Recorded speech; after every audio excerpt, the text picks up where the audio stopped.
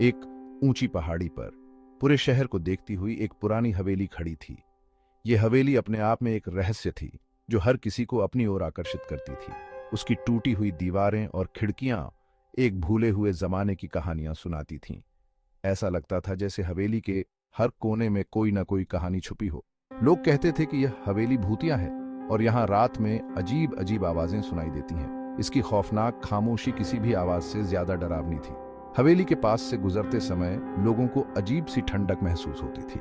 यह दशकों से खाली पड़ी थी, रहस्य और डर में डूबी हुई। हवेली के अंदर का माहौल और भी डरावना था, जैसे समय वहीं रुक गया हो। कोई भी हवेली के पास जाने की हिम्मत नहीं करता था और जो भी गया उसने कभी वापस आकर कुछ नहीं बताया। अंदर जाने की तो बात ही दूर थी। हवेली के दरवाजे हमेशा बंद रहते थे, जैसे किसी ने उन्हें सदियों पहले बंद कर दिया हो। इसके ख्याल मात्र से ही लोगों की रूह कांप जाती थी। हवेली का नाम सुनते ही लोग डर से कांपने लगते थे। लेकिन भूतिया हवेली की कहानी ने विराट नाम के एक जवान लड़के की उत्सुकता को और बढ़ा दिया। विराट ने ठान लिया था कि वह इस रहस्य को सुलझाएगा, चाहे कुछ भी हो जाए। विराट अपने साहसिक स्वभाव और जिज्ञासु प्रवृत्ति के लिए जाना जाता था। उसने स्थानीय कहानियों का मजाक उड़ाया, उन्हें केवल अंधविश्वास बताया। भूतिया हवेली के पीछे के सच का पता लगाने के लिए दृढ़ संकल्पित विराट ने अकेले ही वहां एक रात बिताने का फैसला किया। एक टॉर्च और जरूरत का सामान से भरे बैग के साथ विराट उस डरावनी हवेली के पास पहुंचा। जैसे ही उसने जंग लगे लोहे के गेट को धक्का दिया, हवा के एक ठंडे झोंके ने उसकी रियर हिच की हड्डी को कंपा दिया। उसने अनजान में पहला कदम रखा था। उसने बातीजान ली इके साथ की। हवेली के अंदर की हवा सड़ांध और भारी खामोशी से भरी हुई थी। जैसे ही विराट हवेली में आगे बढ़ा, उसके कदम खाली हॉल में गूंज उठे। धूल से सने फर्नीचर और मकड़ियों के जाले हर कोने को सजा रहे थे, जो एक भूली बिसरी भव्यता की तस्वीर पेश कर रहे थे।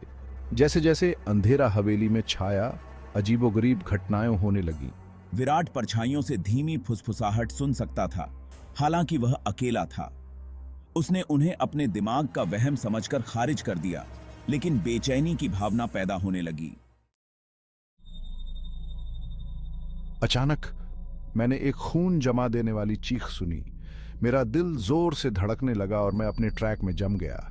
मैं उस आवाज का पीछा करते हुए दालान के आखिर में एक कमरे में पहुंचा। जैसे ही मैंने अंदर झांका, मेरे खून सूख गया। कमरे के बीच में एक भूतिया साया मंडरा रहा था। उसकी आंखें एक भयानक लाल रंग से चमक रही थीं। यह सफेद गाउन में एक औरत की आत्मा थी, जिसका चेहरा खामोश चीख में बदल गया था। मैं वहीं खड़ा रहा, डर के मारे पागल। जैसे ही भूतिया आकृति मेरी ओर बढ़ी,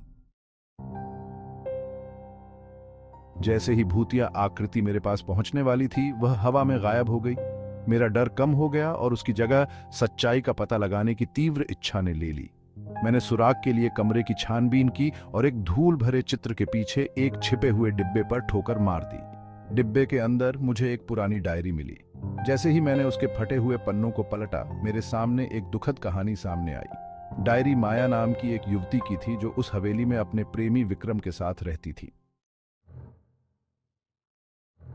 लालच में पागल विक्रम ने माया की विरासत के लिए उसकी हत्या कर दी थी।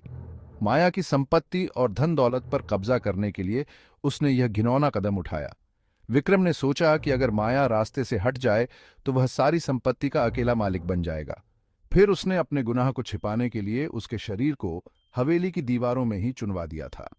उसने बड़ी चालाकी से सबूत मिटाने की कोशिश की, ताकि कोई भी उसके अपराध का पता न लगा सके। हवेली की दीवारें माया के दर्द और पीड़ा की गवाह बन गईं। अपराध बोध और दहशत से घिरे विक्रम ने उसी कमरे में खुद को फांसी लगा ली थी, जहां मेरा सामना माया के भूत से हुआ था। विक्रम की आत्मा को शांति नहीं मिली और वह भी उसी हवेली में भटकने लगी। माया और विक्रम की आत्माएं अब उस कमरे में कैद हो गई थीं। विराट को एहसास हुआ कि भूतिया आकृतियां उसकी कल्पना नहीं थीं, बल्कि माया और विक्रम की बेचैन आत्माएं थीं, जो हमेशा के लिए अपने दुखद अतीत से हवेली में बंधी हुई थीं। हवेली की हर दीवार, हर कोना उनकी दर्दनाक कहानी बयां कर रहा था।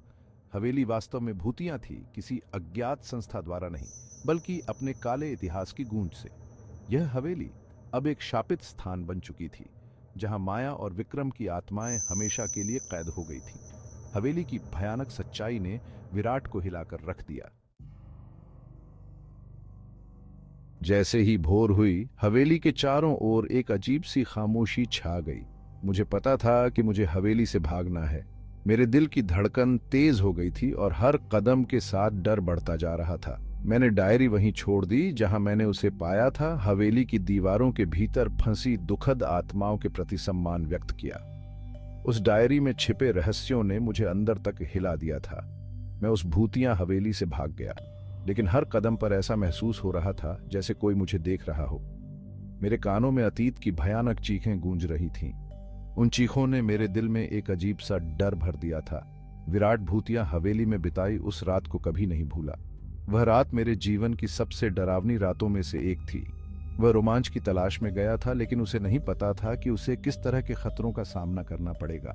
लेकिन वह इस बात की गहरी समझ के साथ लौटा कि भव्यता की आड़ में भी कितना अंधेरा छिपा हो सकता है। हवेली वीरान रही और उसके रहस्यों ने मुझे हमेशा के लिए बदल दिया। दुखद प्रेम और क्रूर विश्वासघात की एक भयानक याद दिलाती है जिसने उसके इतिहास को दागदार कर दिया था। हवेली की हर ईंट में एक कहानी छिपी थी और उन कहानियों ने मुझे कभी चैन से नहीं रहने दिया।